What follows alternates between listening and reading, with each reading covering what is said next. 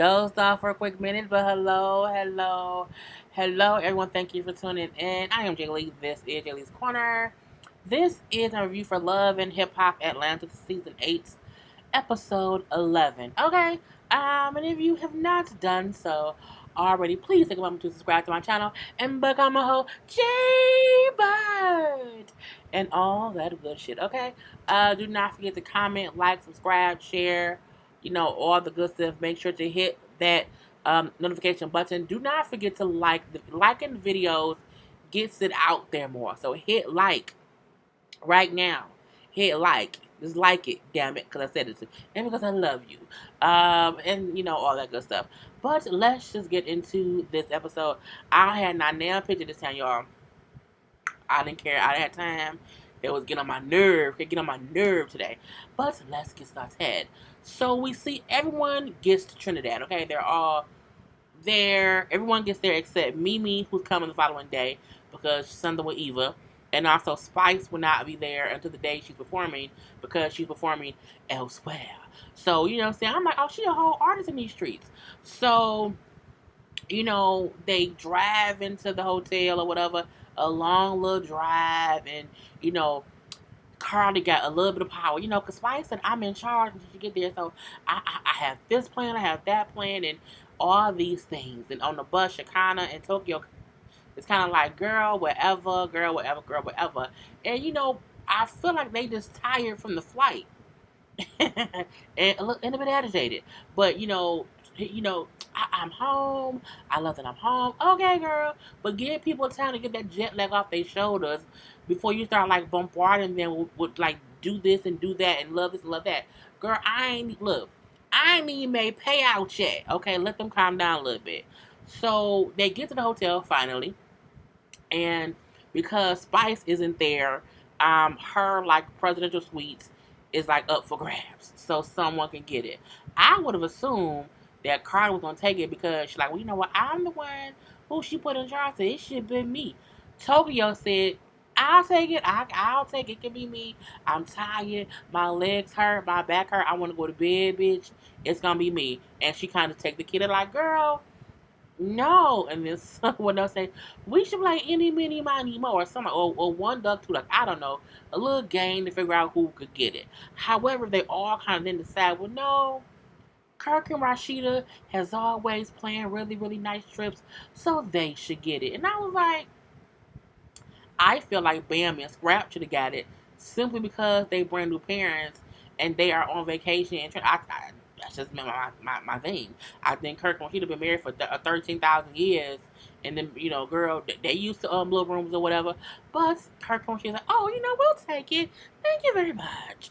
So they get to their room and, they want to act a little freaky-deaky. Oh, it's a shower curtain in here. It's a shower curtain in the shower rod in all bathrooms. When she said it's a shower rod on the wall, you said y'all don't have shower rods? They may have glass doors. But still, just put a rod up, girl. We can do because Mimi didn't show you shit. Mimi showed you how to make porn. Okay, that was porn.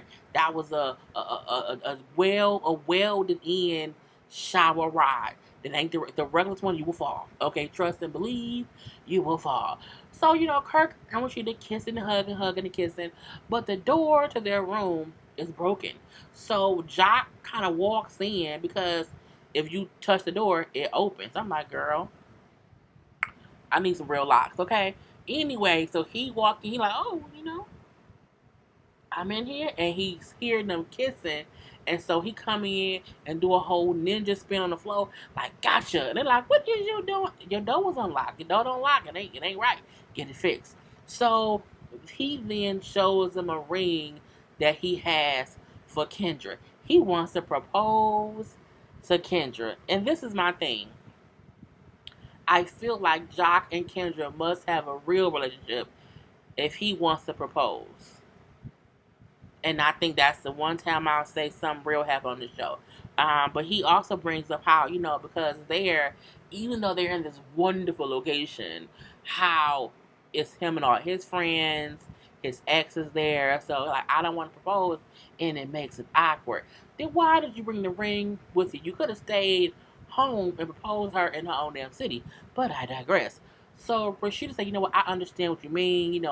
Carter was tripping a little bit earlier. Said she was a little bit mad with Shakana in Tokyo. So I'll go talk to her, to get her calmed down. I'm like, it's crazy that you have to go talk to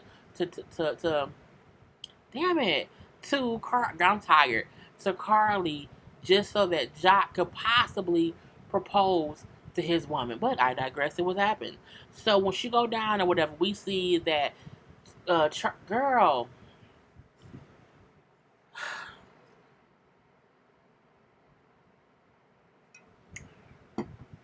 water gives me energy. So Rashida goes down to talk to Carly, and Carly is already on the phone talking to Mo. You know what I'm saying? USA Mo, Arkansas Mo, Alabama Mo, okay, Alaska Mo, or whatever. And she's telling him how, they're there, or she already feels like some of the girls are being ungrateful or whatever. Basically, she's frustrated with Tokyo and Shikana. And she complaining the same way you complaining about people complaining on a trip. Girl, get over it. It's not a big deal. So when Rashida come in the room, like, girl, you okay? Like, I think, with you and Shakana and Toka, like, y'all always kind of like, a little bit off here and there. Like, y'all had y'all moments like, it's okay. Calm down. How you and Mo doing? Oh, we doing good. We still waiting on the DNA test or whatever. But we on better terms. Girl, bye. We know in real life, as of today, or at least as of last week, Mo posted that him and Cardi broke up. Even though the week before last, Carly posted how she's still trying to get pregnant. She's getting her little shots and her stuff to get herself pregnant. The following week, Mo posted how he and Carly have broken up. How they are not together no more. He is done, done, done, done, done.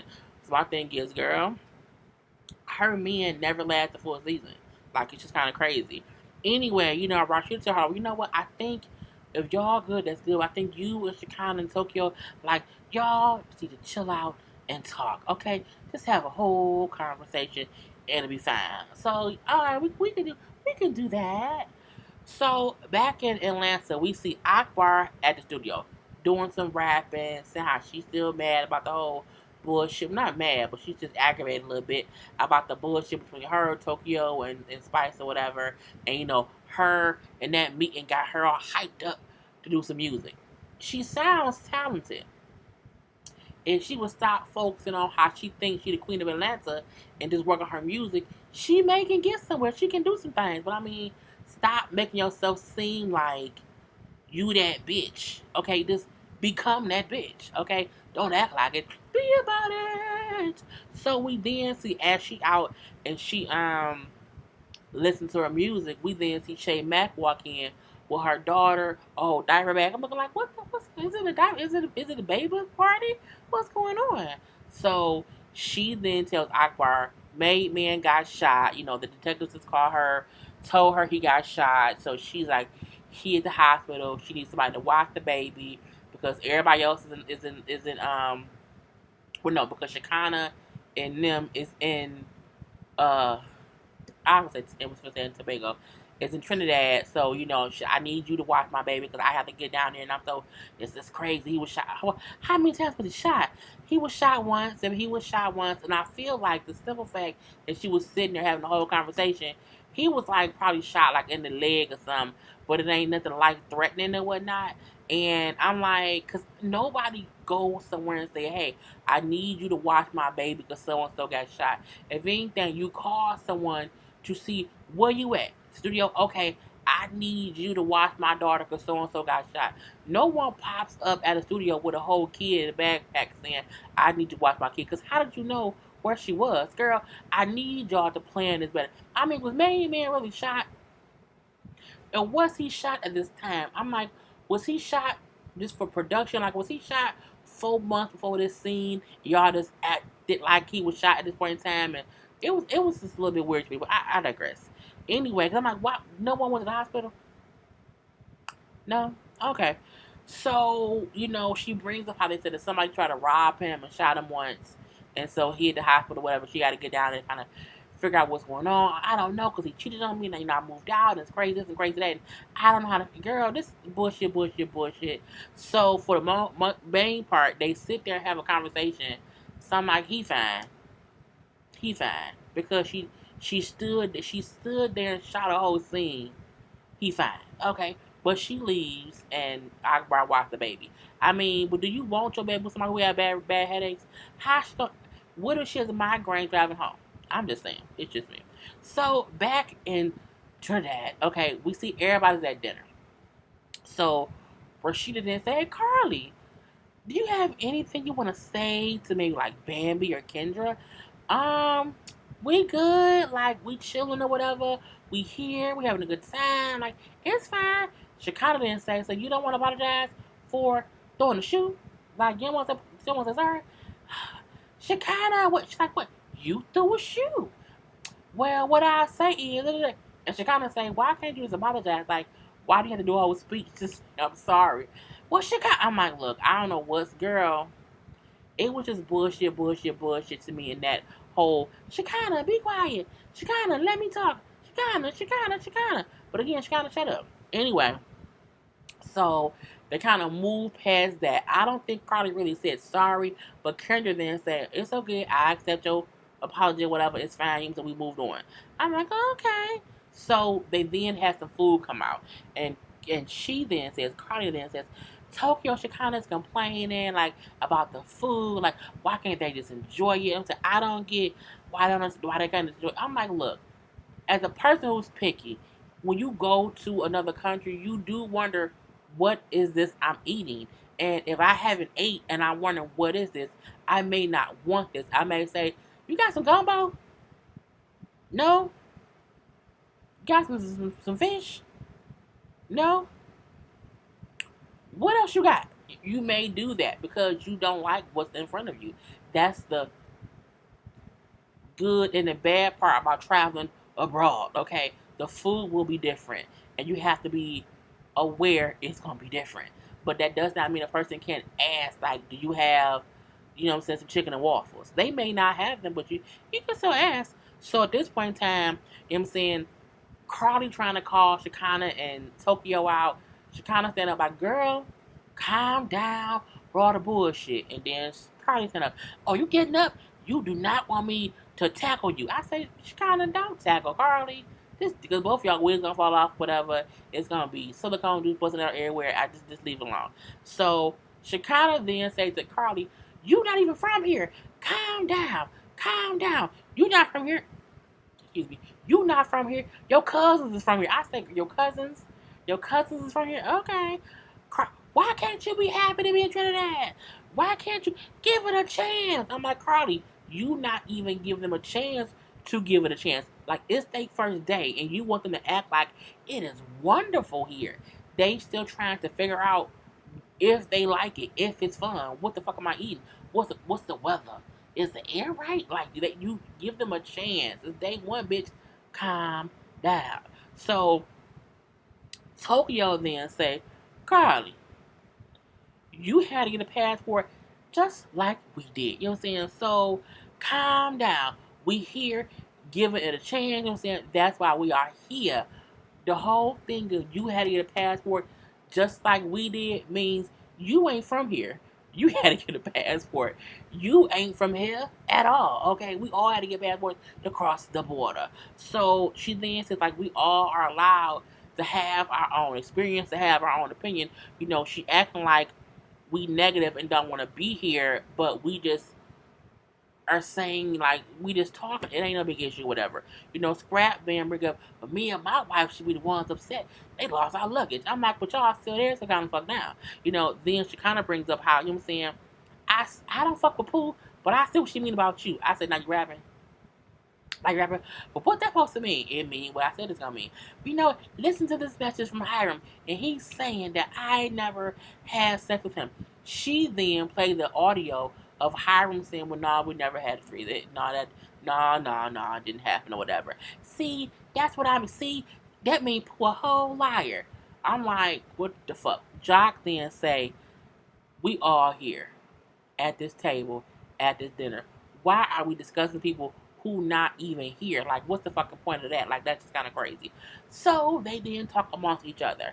So, you know, Scrap brings up how he and Bambi, you know, is okay.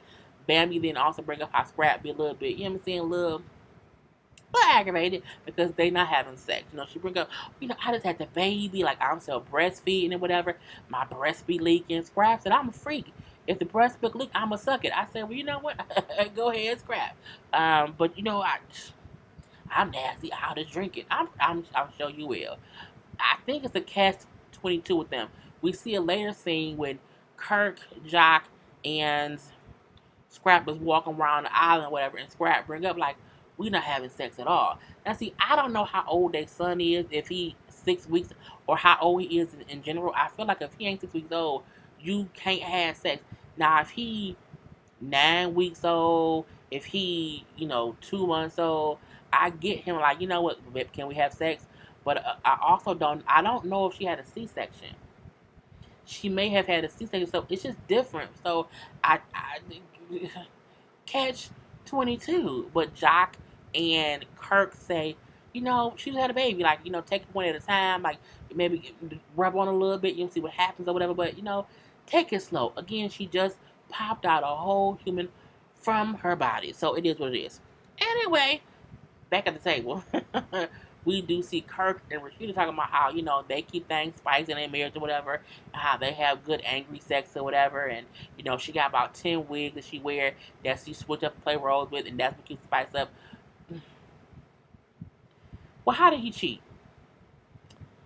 Because they ain't gonna cheat anyway. Anyway, so, they had a good little dinner after the whole thing, whatever, it was fine. Back in Atlanta.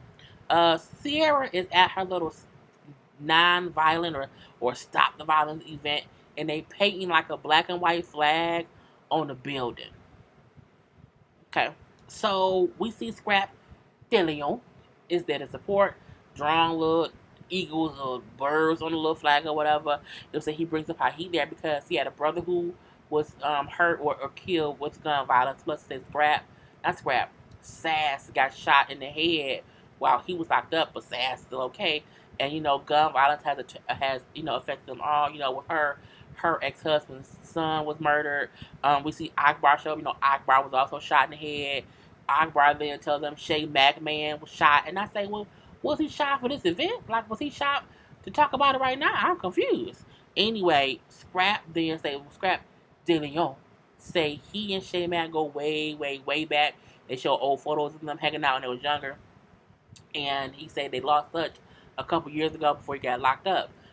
He says, I'm gonna check on my friend, like, cause oh, that's her man. I gotta check on her. I'm like, okay. Anyway, Akbar being bring up, well, I don't know what. Scrap, you fucking up Monique's head, and you fucking up, the baby mama head, and Monique won't do music because you done fucked up her head or whatever, because you messing with her and the baby mama. It's just crazy, crazy, crazy. And Sierra looking like so it's drama. He got drama. I'm like, bitch, please, girl, don't tell me you trying to mess with Scott. So Scott said, I don't know what she's talking about. I don't know why she's involved in the bullshit of it all, and why she has these inaccurate accounts of what's going on. Like, it ain't even that at all. So I'm like, girl, really? That's what's going on? But when she said, yeah, Monique was acting like you the reason she can't do music with me. No, you and your headaches. You and them bullet headaches is the reason she not working with you, because you be having headaches and migraines and you can't get to the studio on time, and she got tired of you. It really didn't not have all that much to do with the baby mama. That was a part of it. But if you was on time, y'all could got some music done. Anyway, so Scrap, like, whatever. She's like, what, is y'all like talking?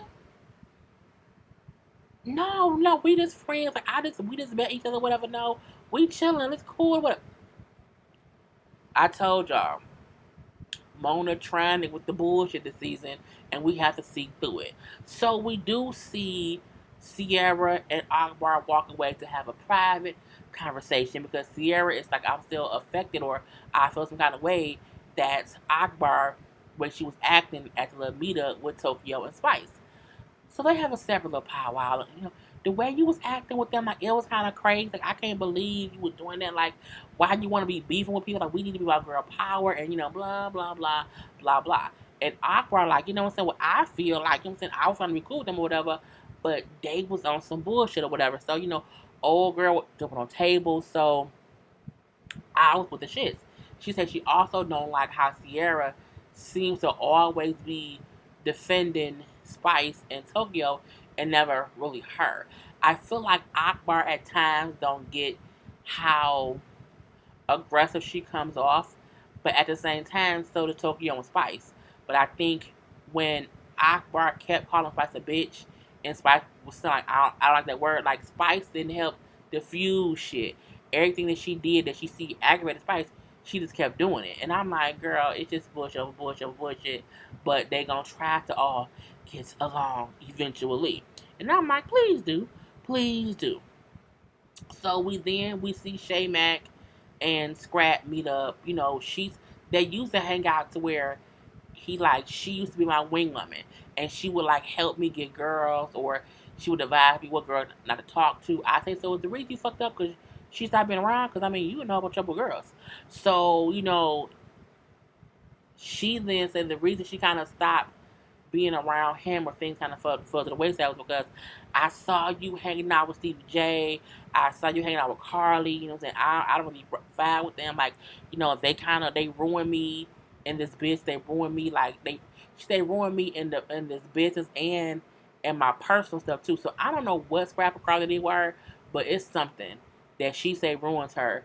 But girl, okay.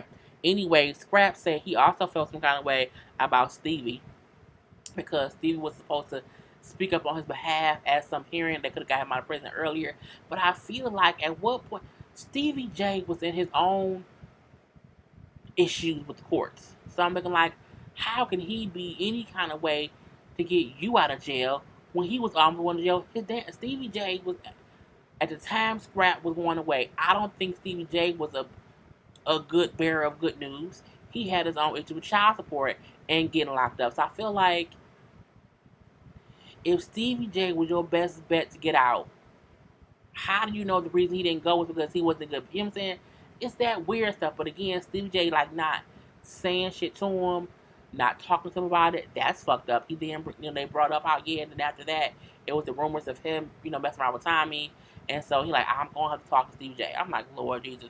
So we do see the next episode is supposedly him and Stevie having a conversation. I'm like, girl, I don't know why. I just feel like Scrap you out now. And whatever Stevie was supposed to do that he did not do, he didn't do it. So keep it moving. Keep being positive and just don't feed into the bullshit. Like, I just don't feed into the bull of the shit, Scrap Daniel. So lastly, we see they back in the island, okay? And everybody's up at like the table, like it's like lunchtime or whatever, and we see they all having a good time. It's fun around the island. And then we see Mimi walk up. She comes shimmying. Hey y'all. She sit down and say, I didn't come alone. I brought someone. You then hear she kind of say, oh hell no. Nah. And you look and it's Pooh. Pooh come walking up. Walking up or whatever, and she brings up how I brought Pooh because I wanted her to come clear the air and to make things be better. I want to have one last ditch effort to fix things. Mimi just don't have shit else. Mimi is it's like a connecting fight, a connecting flight. You use her to get somewhere else, and then that's it. She just in there, girl. Bye. Anyway. Pooh then sits down, and it's because everyone's at the table, okay? Carly, Shekinah, Tokyo, Rashida, Kirk, Kendra, Jock,